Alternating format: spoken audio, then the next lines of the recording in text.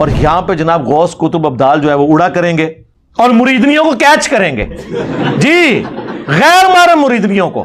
وہ ایک اور کہانی باز ہے جڑا کہ میں جناب بخارے سے چلا تھا، تو چبارے تو چلی خدا میں. شاہ نقشبند بخاری علیہ رحمہ نقشبندیوں کے امام ہیں. آپ کابل میں تشریف لائے تو بادشاہ کے گھر میں کام کرنے والی ایک خاتون آپ سے روحانی نسبت قائم کر لیتی ہے. جو اس کی ہم منصب تھیں انہوں نے اس سے حسد کیا اور بادشاہ کے گھر کا زیور چوری کر کے اس پر الزام دھر دیا اور گواہیاں بھی دے دی. بادشاہ کو بڑا غصہ آیا. اس نے کوئی بات سنے بغیر کہا کہ اس کو لے جاؤ اور محل کی چھت سے اوپر گرا دو. خیر اس کو چھت پہ لے گئے. جب پھینکنے لگے تو اس کے دل میں خیال آیا، وہ کسی نے بتایا تھا کہ اوکھے ویلے بزرگ کام آتے ہیں، تو اس سے بڑھ کر اوکھا ویلا ہو کیا سکتا ہے. تو اس نے بخارے کی طرف منہ کر کے کہا، شیئا للہ چو گدائے مستمند المدد خواہم ز شاہ نقش بند. اور اتنے میں جلاد نے پیچھے سے دھکا دے دیا. جب وہ نیچے گئی تو حضرت شاہ نقشبند بخاری نے پکڑ کے آرام سے زمین پہ رکھ دیا. تو حیرت زدہ ہوگی، حضرت آپ کب آئے تھے؟ کہا تو از چبارہ آمدی من از بخارا آمدم. تو چبارے سے چل پڑی تھی، میں بخارے سے چل. تو نہر والے پل تے آ کے ملے اسی بات ہے کرنے والی. دیکھیں اوکھے ویلے بزرگ کام آمدے نے، او کہانی باز ہوں نہیں بھائی کام آمدے، مار چڑے نے بزرگ سارے میں علمی طور تے ہوں نہیں کام آمدے. اور وہ دیکھیں اگر انہوں نے نگاہ ہی مارنی تھی تو بخاری بیٹھ کے نگاہ مار دیتے نا. ابھی وہ ان کے جو ماننے والے وہ کہیں گے نہیں جی اس میں تو کہیں نہیں ہے کہ انہوں نے وہ اس مریدنی کو پکڑ کے نیچے اتارا تھا، پھر کیا لینا ہے نہیں دور جے انہوں اتنے پتہ لگ گیا اتوں نگاہ مار کے انہوں تھلے لینڈ کرا لینا. کیوں آیا تھے؟ اسی واسطے ہی آیا سی. تو بات کرنے والی کریں. حضرت امیر حمزہ کا جب مسئلہ ہو رہا تھا احد کے میدان میں، اس میں نبی علیہ السلام نے تو کوئی ایسا معاملہ نہیں ان کے ساتھ کیا کہ ان کی حفاظت فرمائی ہو. آپ لوگوں کی باتیں ہم پھر کمپیریزن تو ظاہر قرآن و سنت سے ہی کروائیں گے نا. آپ ہی ہمیں کہتے ہیں جی وہ شریعت کے مطابق چیزیں پیش کرتے ہیں، ہم صوفیاء کی جو ہیں وہ لے لیں، دوسری آپ چھوڑ دیں. تو جو پیش کر رہے ہیں سب کہانیاں نکل رہی ہیں نا آپ کی. کس قسم کی چیزیں آپ نے جو ہے وہ بزرگوں کی طرف منسوب کی ہیں. چلیں ہم بزرگوں کو ایک ٹن حسن ظن رکھتے ہوئے بینیفٹ آف ڈاؤٹ دیتے ہیں کہ انہوں نے یہ نہیں کہا ہوگا یا ان کی کتابوں میں کسی نے ڈال دیا ہوگا، لیکن آپ لوگ تو ان کی طرف یہ کہانیاں منسوب کر رہے ہیں نا. تو ہمیں پھر یہ حق پہنچتا ہے کہ ہم آپ لوگوں کا اس اعتبار سے رد کریں.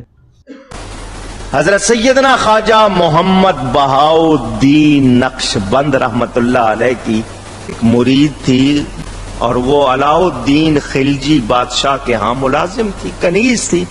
حضرت صاحب سے بیعت تھی. یہ بادشاہ بڑا سخت قسم کا تھا، اس سے کسی بات پر ناراض ہوا اور حکم دیا کہ اس کو سزا دو. سخت سزا کیا ہوتی تھی؟ وہ قطب مینار جو 250 فٹ اونچا اس کے اوپر لے جا کے نیچے پھینک دیتے تھے. وہ بندہ مر کھپ جاتا تھا، ہڈیاں ٹوٹ جاتی تھی.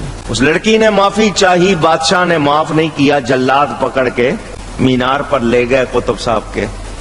اس لڑکی کو یقین ہو گیا کہ انہوں نے مجھے چھوڑنا نہیں. جس وقت انہوں نے پھینکنے کے لیے اٹھایا، نیچے پھینکنے لگے، اس نے اپنے پیر کو پکارا. کس کو؟ کس کو؟ پیر کو پکارا، حضرت جی مدد کرو. آنکھیں اس نے بند کر لی، جلادوں نے اوپر سے پھینک دیا. مگر اس کتنے منٹ لگتے ہیں، کتنے سیکنڈ لگتے ہیں زمین میں آنے. اس نے آنکھیں بند کی ہوئی، یوں لگا جیسے کسی نے گود میں لیا ہوا ہے. آنکھیں کھولی تو وہ زمین پر صحیح سلامت تھی اور حضرت صاحب سامنے تھے. حضرت صاحب شاہ نقشبند کا شہر بخارا، اور یہ آئی تھی قطب مینار سے. مینار کو منارہ کہتے ہیں. اس نے دیکھ کے کہا، حضرت جی آپ کہاں؟ فرمایا تو از منارہ آمدی من از بخارا آمدم. تو منارے سے آئی ہے، میں بخارے سے آیا ہوں. اللہ والے مدد کرتے ہیں یا نہیں؟ اونچی کہ تو مینارے سے چلی اور میں چبارے سے چلا، تو مینارے سے چلی اور میں بخارے سے چلا. کہتے ہیں کہ وہ وہاں سے چلے اور مریدنی کو پکڑ کر اتار دیا نیچے. جب وہ نیچے گئی تو حضرت شاہ نقشبند بخاری نے پکڑ کے آرام سے زمین پہ رکھ دیا. ہاں پکڑ کے اتارے، یاد رکھنا جے. ہاں نبی علیہ السلام نے کبھی، بخاری میں الفاظ ہیں، اما عائشہ کہتی ہیں نبی علیہ السلام نے کبھی کسی عورت کو نہیں چھوا بیعت کرنے کے لیے بھی. اور تواڈے پیر، اور پھر نام اس طرح دیتے ہیں خواجہ بہاؤالحق نقشبند. حضرت سیدنا خواجہ محمد بہاؤالدین نقشبند رحمت اللہ علیہ. اور تسی 50 بھی نال اور رکاب لا دو، سانو ایک رتی برابر فرق نہیں پیندا. یہ جواب ساڈے اسٹوڈنٹ صرف انجینئر بول دین نا، میرا نام پورا بھی نہ بولن، تو سارے بابے غائب ہو جاندے جو تو ہاں انجینئر محمد علی مرزا تو بولنے ضرورت نہیں ہے, صرف انجینئر بول دیں. کدھر کوئی کرامت سنا رہا ہے نا آپ کہیں جی وہ انجینئر اینج سارے ویکھن گے جی سارے بابے غائر. ایک اور کہانی باز ہے جی, وہ کہتا ہے جناب وہ ابو الحسن خرقانی ایک بزرگ گزرے ہیں, یہ حضرت باعزید بستامی کے سجادہ نشین تھے, اتنے بڑے آدمی تھے, اپنا جبہ دیا محمود غزنوی کو, جب مشکل آئی تو دعا مانگنا آگے رکھ کے اللہ فتح دے دے گا. تو محمود کہتے ہیں جب سومناتھ کے مندر نہیں فتح ہو رہے تھے تو میں نے بابے کا جبہ سامنے رکھ کے دعا کی تو اللہ نے مجھے فتح دے دی. کہتے ہیں بابا جی رات خواب میں ملے تو کہنے لگے تو نے کیا قیمت ڈالی میرے جبے کی؟ کہا حضور کیا مطلب؟ فرمانے لگے تو میرا جبہ سامنے رکھ کے دعا کرتا کہ یا اللہ ہندوستان کے سارے کافر مسلمان ہو جائے تو اللہ نے توفیق ایمان دے دینی. یہ تو نے کیا دعا مانگی ہے؟ دیکھیں جی محمود غزنوی کو ابو الحسن خرقانی سے مل کے آئے تو ان کو ایک کرتا دیا جی انہوں نے جبہ, اور انہوں نے کہا جدو کوئی مصیبت آوے نا تے اے جبے نو اگے کر دیں.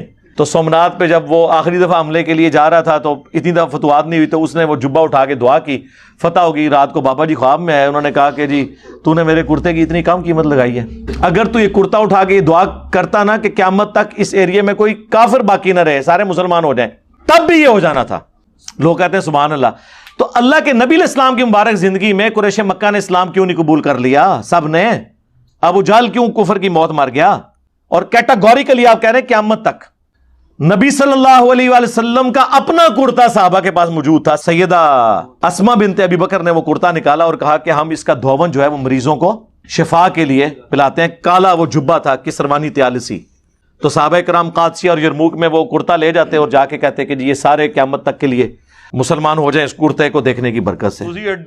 ابو الحسن خرقانی وہ جی محمود غزنوی نے ان کو کرتا دیا تھا سومناتھ پہ, انہوں نے اتنے حملے کیے کامیاب نہیں ہوئے. پھر انہیں یاد آیا کہ میرے پیر نے مجھے دیا ہوا تھا کرتا, تو انہوں نے رات کو کرتا اللہ کی بارگاہ میں پیش کیا تو کامیابی ہو گئی. بابا جی خواب میں آ گئے اور وہ ناراض ہیں کہ تو نے میرے کرتے کی اتنی کم قیمت لگائی ہے. اگر تو یہ دعا کرتا کہ اس سرزمین میں کوئی کافر باقی نہ رہے سارے مسلمان ہو جاتے. آج بھی نہیں ہوئے, آج بھی یہ اس سب کانٹیننٹ کی سرزمین میں میجورٹی کافر ہیں. انڈیا پاکستان بنگلہ دیش ملائے تو آدھے سے زیادہ کافر ہیں. اور سب سے بڑھ کر کیا نبی علیہ السلام کے کرتے کی برکت سے سارے مکے کے لوگوں نے, پوری عرب کی سرزمین نے کلمہ پڑھ لیا تھا؟ تو اگر نبی علیہ السلام کے کرتے کا یہ حال ہے, ابو الحسن خرقانی دا کرتا تھے شاہی کوئی نہیں. ہاں صحابہ لے جاتے نا قادسیہ اور یرموک میں رسول اللہ کا کرتا, مسلم شریف میں موجود ہے. اسما بنت ابی بکر نے نکالا اور کہا کہ ہم اس کا دھون مریضوں کو شفا کے لیے پلاتے ہیں. رسول اللہ کے تو کرتے کے دھون میں بھی شفا ہے, نبی علیہ السلام کا کرتا کیوں نہیں صحابہ کرام نے قادسیہ اور یرموک میں پیش کیا؟ جنگ یمامہ میں تو کم از کم پیش کر دیتے, جہاں جنگ بھی مسلمہ کذاب سے تھی تو شروع میں مسلمان ہار بھی گئے, بعد میں اللہ تعالیٰ نے غیبی مدد فرمائی اور جیتے تو لے جاتے رسول اللہ کا کرتا. اگر نبی علیہ السلام کے کرتے کے بارے میں کوئی صحابہ کا اس طرح کا عقیدہ نہیں ہے کہ اس کو دیکھ کے کلمہ پڑھ, یار نبی علیہ السلام کو خود دیکھ کے کیا صحابہ کرام کے علاوہ جو باقی لوگ تھے انہوں نے کلمہ پڑھ لیا تھا کافروں نے؟ تو اس طرح کی جب آپ کرامات بیان کرتے ہیں پھر ہم آپ کو جب کمپیریزن کرواتے ہیں تو پھر آپ کو برا لگتا ہے, تو ہم نبی علیہ السلام سے کمپیریزن کروائیں گے. کہانیاں بنائی ہوئی ہیں, جب ہم ان کی انجینئرنگ کرتے ہیں ان کو بتاتے ہیں یہ کہتے ہیں بزرگوں کی توہین کر رہے ہیں, تو بزرگوں کی توہین تو آپ کروا رہے ہیں نا, ہم تو کہہ ہی نہیں رہے آپ کو, آپ خود کر رہے ہیں. بابے بھی اسی خدا کو مانتے تھے لیکن ان کوالٹیز کے ساتھ نہیں, انہوں نے اپنا ایک نظریہ بنایا ہوا تھا. خدا تو سب کا ایک ہے, لیکن جس خدا کا تعارف پیغمبروں کے ذریعے, وحی کے ذریعے, کتابوں کے ذریعے ہوا ہے وہ خدا اور ہے, اور جس کا تعارف ان بابوں نے کروایا ہے نا وہ کوالٹیز ہمارے اس خدا کی نہیں جس کا تعارف ہمیں اس شخصیت نے کروایا جس کی قبر مدینے میں ہے. اللہم صلی علی محمد وعلی آل محمد.